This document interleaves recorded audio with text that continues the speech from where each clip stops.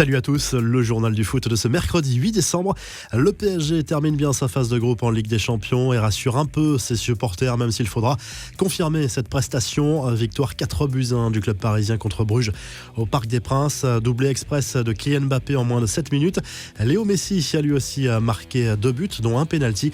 L'international français est devenu le plus jeune joueur de l'histoire à atteindre la barre des 30 buts en C1. Le champion du monde qui a d'ailleurs laissé tirer le penalty du 4e but de la soirée à l'Argentin.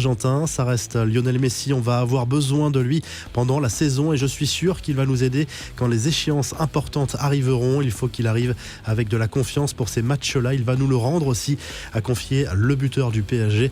Malgré ce succès, le club parisien signe son pire bilan de l'ère QSI en phase de groupe, à égalité avec la saison 2018-2019. Seulement 11 points récoltés à cause d'un mauvais bilan à l'extérieur.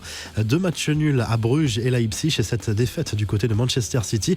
Les autres résultats de la soirée, défaite sans conséquence pour les Citizens justement sur la pelouse du RB Leipzig, 2-1. Succès de Liverpool sur le terrain de l'AC Milan et victoire de l'Atlético au Portugal face au FC Porto. On y reviendra en revue de presse.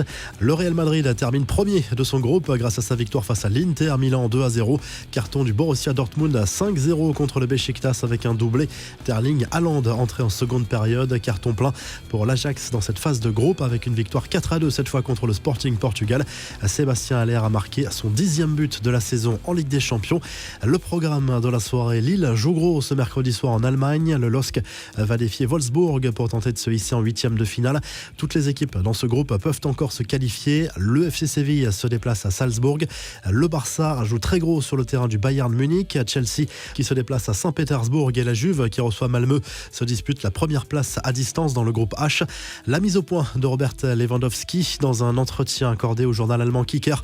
L'attaquant bavarois est revenu sur ses déclarations à la télévision polonaise où il avait commenté les mots de Lionel Messi lors de la remise du Ballon d'Or. Je voudrais que Lionel Messi soit sincère et que ce ne soit pas des mots creux, avait alors répondu l'attaquant du Bayern. Mes propos ont été mal interprétés. Je n'ai jamais voulu dire que les propos de Messi n'étaient pas sincères ou sérieux. Au contraire, j'ai été très touché et ravi du discours. Il a exprimé qu'à son avis, je méritais le Ballon d'Or 2020.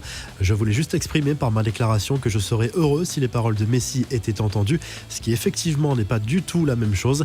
Les infos en bref, selon l'équipe, Juninho pourrait faire ses valises avant l'heure. Le directeur sportif de Lyon devrait quitter ses fonctions de directeur sportif dès le mois de janvier après avoir annoncé son départ en fin de saison. Dans un premier temps, le constat est assez simple. L'OL veut pouvoir préparer sereinement la saison prochaine et surtout le recrutement avec un directeur sportif impliqué à 100%. Des nouvelles de Neymar que l'on ne reverra pas sur les pelouses de Ligue 1 avant fin janvier ou début février. On le rappelle, le Brésilien a donné de ses nouvelles sur les réseaux sociaux. Il poursuit sa rééducation après son entorse à la cheville gauche face à Saint-Etienne, mais pour le moment, tout se passe bien pour le joueur du Paris Saint-Germain. La revue de presse, le journal L'Équipe propose plusieurs unes ce mercredi, dont celle-ci consacrée au match décisif du LOSC sur la pelouse de Wolfsburg. Le club nordiste, leader de son groupe avant ce déplacement en Allemagne, a son destin en main pour se hisser en 8e de finale. Un match nul suffit pour poursuivre l'aventure en C1. En Espagne, le journal Marca salue la qualif de l'Atlético Madrid pour les 8e de finale de cette Ligue des Champions grâce à cette victoire 3-1 à Porto. C'est l'état d'esprit des Colchoneros qui est mis en avant. Les joueurs de Diego Simeone ont souffert mais poursuivent leur parcours en C1. Griezmann a marqué et il est impliqué sur les 2 autres buts. Le quotidien précise par ailleurs que Joao Félix souhaiterait quitter le club dès le mois de janvier. Ousmane Dembélé à la une du Mundo Deportivo pour illustrer le match capital du Barça qui joue sa survie dans la plus prestigieuse des compétitions européennes ce mercredi soir à l'Allianz Arena de Munich.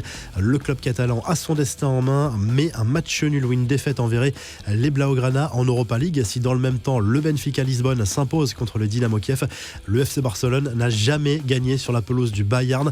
Enfin, la déception de Zlatan Ibrahimovic à la une de la Gazette dello Sport ce mercredi. L'aventure européenne se termine déjà pour les Rossoneri, dernier de leur groupe après une nouvelle défaite contre Liverpool à San Siro.